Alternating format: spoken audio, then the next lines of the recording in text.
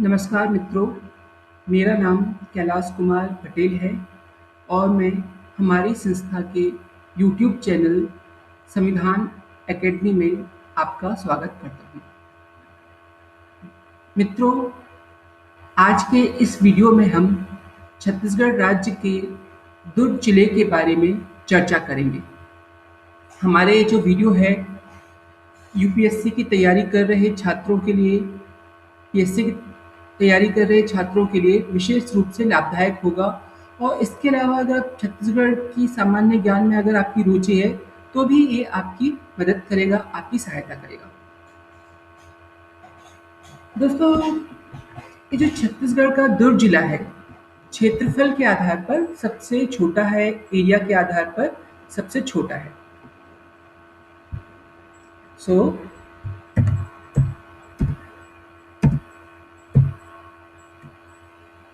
Durg is the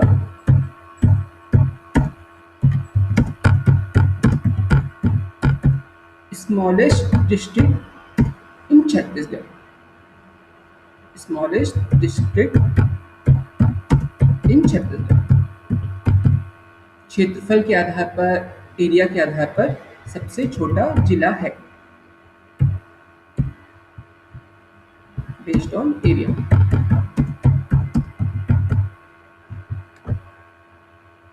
मित्रों, हमारी ये कोशिश होती है कि हम अपने वीडियो में आपको ऐसी जानकारियाँ उपलब्ध करा पाएँ जो सामान्य तौर पर किताबों में, पत्र पत्रिकाओं में आसानी से उपलब्ध नहीं होती है, नवीन होती है और जो सामान्य ज्ञान के दृष्टिकोण से अत्यंत महत्वपूर्ण होती हैं।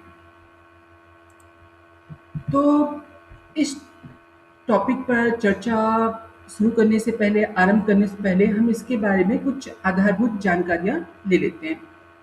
जो दुर्ग जिला है, ये बना कब था? जैसा कि हम जानते हैं छत्तीसगढ़ जो राज्य है वो तो बना था 1 नवंबर सन 2000 को, 1 नवंबर ईयर 2000।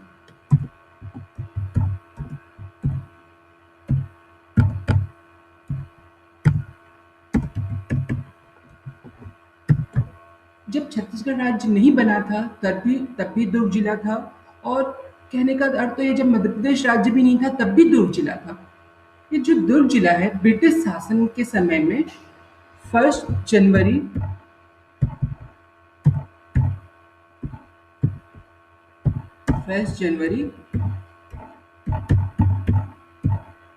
1906, 1 जनवरी 1906 को अस्तित्व में आया था। डेट ऑफ फॉर्मेशन बोल सकते हैं, इसके अस्तित्व में आने की तिथि है, तारीख है 1 जनवरी 1906। उससे पहले ये जो क्षेत्र है रायपुर और बिलासपुर संभाग, रायपुर और बिलासपुर जिले का भाग था। आगे बढ़ते हैं। अगर हम पॉपुलेशन, जनसंख्या 2011 के आंकड़ों के आधार पर बात करें, पॉपुलेशन सेंसस 2001 के आधार पर 2011 पर के आधार पर बात करें, तो जो 2011 की जनगणना के अनुसार बेस्ड ऑन 2011 पॉपुलेशन सेंसस,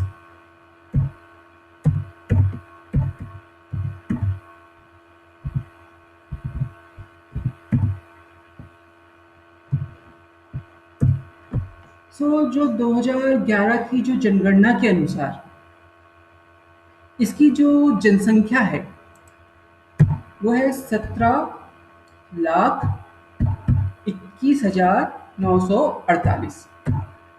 17,21,948।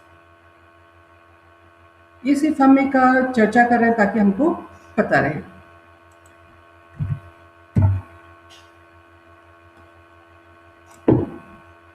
दुर्ग जिला जो है क्षेत्रफल के आधार पर सबसे छोटा जरूर है, किंतु शिक्षा में सबसे आगे है।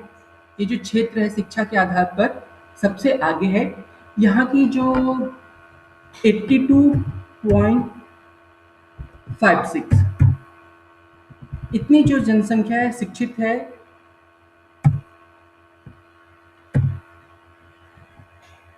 जो कि प्रदेश में अधिकतम है। अब जैसा कि हमने कहा कि हम ऐसी बातों के बारे में ज़िक्र करेंगे जो कि हमको पुस्तकों में आसानी से नहीं मिलती है। आगे बढ़ते हैं। सबसे पहले हम दुर्ग जिले की जो भौगोलिक परिस्थितियाँ हैं, नदियाँ हैं, उनके बारे में ज़िक्र करते हैं। रिवर या रिवर सिस्टम। रिवर्स। तो दुर्ग जिले में 4 नदियाँ हैं। पहली तो शिवनाथ,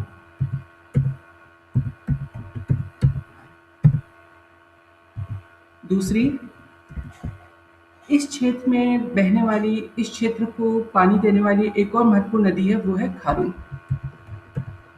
खारून नदी जो है दुर्ग और रायपुर के बीच सीमा रेखा बनाने का कार्य भी करती है।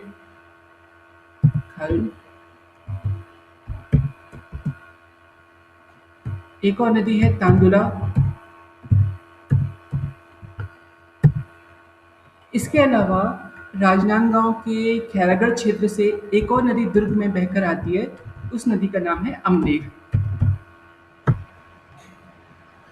अब जो शिवनाथ और खारून है, शिवनाथ प्लस खारून प्लस खारून।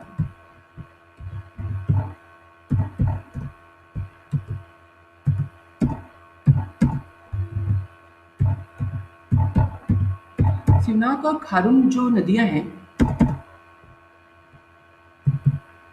ये जो रायपुर जिले का सोमनाथ एरिया है, तो सोमनाथ नामक स्थान पर आपस में मिल जाती है। तो एक घूमने लायक जगह है, टूरिस्ट स्पॉट है सोमनाथ। ये अगर आप बात करें तो रायपुर से लगभग लगभग 40 किलोमीटर की डिस्टेंस पर है।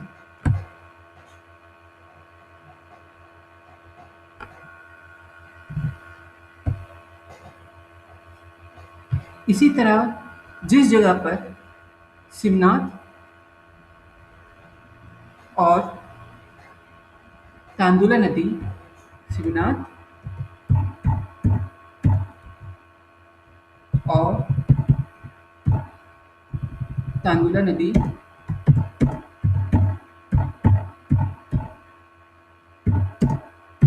आपस में मिलती हैं, उस जगह का नाम है सगनी घाट। ये जो जगह है दुर्ग में एक महत्वपूर्ण इंजीनियरिंग कॉलेज है, Chhatrapati Shivaji institute of technology CSIT। तो वहाँ से लगभग 5 किलोमीटर की दूरी पर है सगनी घाट। प्रदेश सरकार की जो योजना है, छत्तीसगढ़ सरकार की जो योजना है, इसे एक टूरिस्ट स्पॉट के रूप में डेवलप करने की है, क्योंकि ये प्राकृतिक तौर पर बहुत ही अच्छा है, बहुत ही घूमने लायक है कह सकते हैं। इसी तरह सॉरी, सगनी नहीं, ये भरदा, बेसिकली भरदा घाट या भरदा बस लिख सकते हैं, भरदा।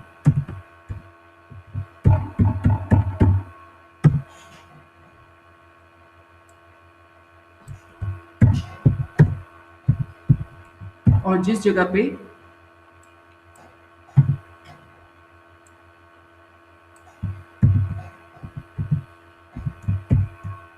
शिवनाथ और अमनेर नदियाँ मिलती हैं, वो है सगनी घाट। सगनी घाट। ये जो जगह है धमदा से लगभग 5 किलोमीटर पहले पड़ता है, और ये भी प्राकृतिक तौर पर बहुत ही अच्छी जगह है, टूरिस्ट स्पॉट है, यहाँ पे घूमने जा सकते हैं। तो इन तीनों के बारे में आपको पता होना चाहिए, सोमनाथ, भरदा और सगनी घाट। शिवनाथ इस क्षेत्र की सबसे महत्वपूर्ण नदी है, दुर्ग जिले की सबसे महत्वपूर्ण नदी है। शिवनाथ नदी जो है छत्तीसगढ़ प्रदेश में बहने के आधार पर सबसे लंबी नदी है, लॉन्गेस्ट रिवर। लॉन्गेस्ट रिवर तो बहने के आधार पर लंबी नदी है, क्योंकि कुल लंबाई के आधार पर देखा जाए तो तब सबसे लंबी नदी महानदी है। शिवनाथ की जो टोटल लंबाई है, टोटल लेंथ है, टोटल इसका जो बहने का है वो लगभग 290 किलोमीटर है। 290 किलोमीटर।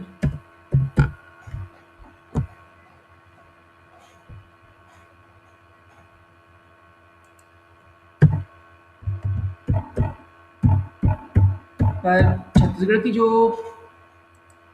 सबसे लंबी नदी है वो महानदी है। महानदी जो है वो छत्तीसगढ़ में सिर्फ 26 किलोमीटर ही बहती है। 286 किलोमीटर इन सीज, और बाकी का जो इसका भाग है वो उड़ीसा में है। तो उसके बारे में हम बाद में चर्चा करेंगे। आगे बढ़ते हैं। अब यहाँ पे हम जो महत्वपूर्ण ऐतिहासिक स्थल हैं उनके बारे में चर्चा करते हैं।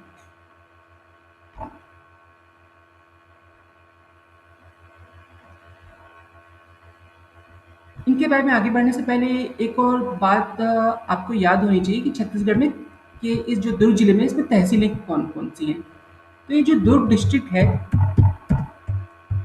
इसकी 3 तहसीलें हैं, 3 अनुविभाग, 3 तहसीलें भी हैं।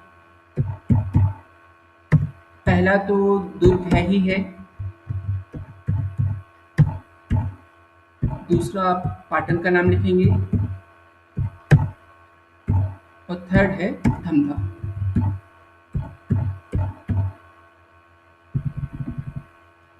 धमधा को जो पुराने समय में धर्मधाम या धमधागढ़ कहा जाता था। धर्म धाम या धमधागढ़।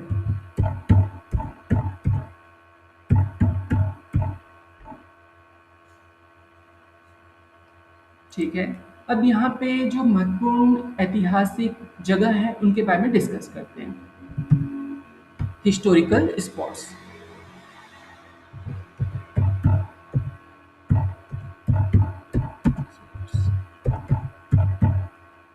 पहली और जो सबसे महत्वपूर्ण जगह है जिनके बारे में आपको किताबों में बहुत ज़्यादा नहीं मिलेगा वो है तर्री घाट।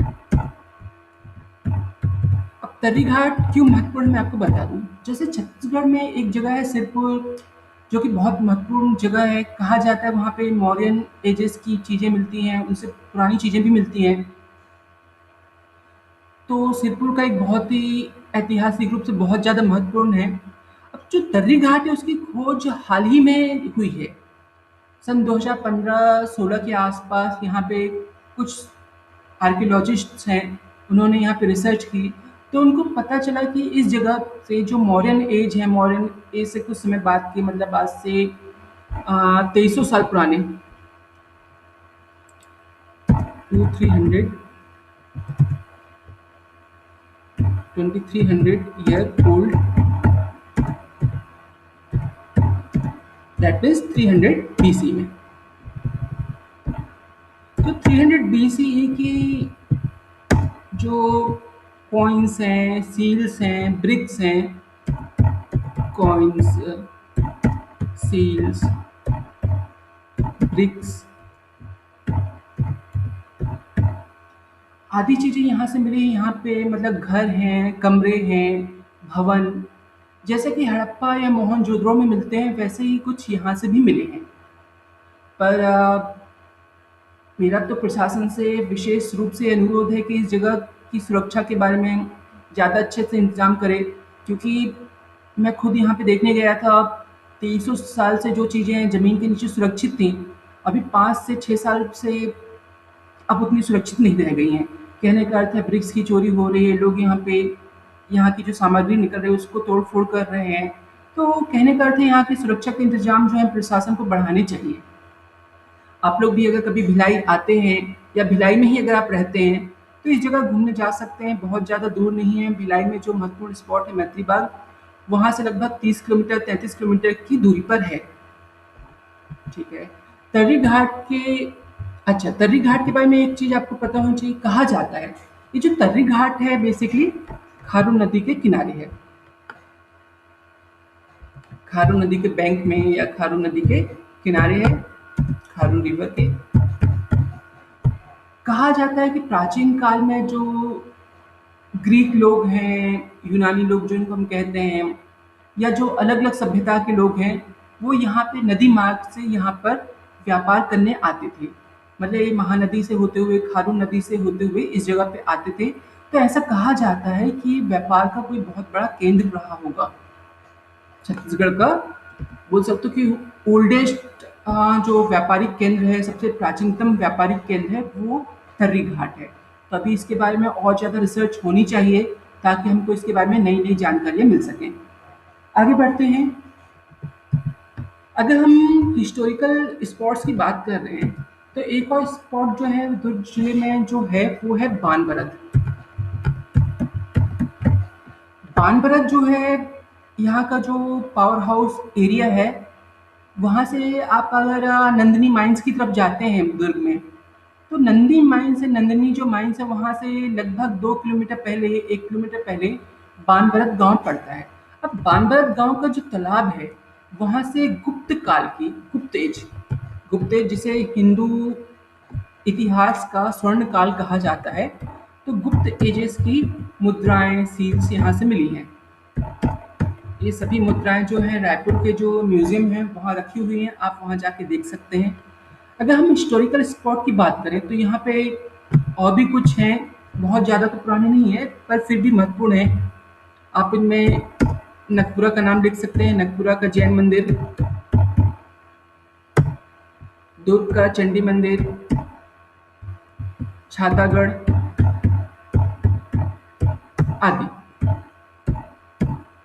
छातागढ़, चंडी मंदिर आदि। तो इस तरह से दुर्ग जिले में काफ़ी सारी चीज़ें हैं। यहाँ पे कुछ महापुरुष भी हुए हैं दुर्ग जिले में, जिनके बारे में हम अपने अगले वीडियो में डिस्कस करेंगे। तो मित्रों, आज का वीडियो मैं यहीं ऑफ कर रहा हूँ। अगर आपको दुर्ग जिले से संबंधित कोई भी डाउट है जो आप हमसे पूछना चाह रहे हैं, डिस्कस करना चाह रहे हैं, तो आप कमेंट सेक्शन में लिख दीजिए, हम उसका उत्तर देंगे। आप हमें मेल के माध्यम से भी सूचित कर सकते हैं और आप हमारी एकेडमी में कभी भी आकर इन टॉपिक पर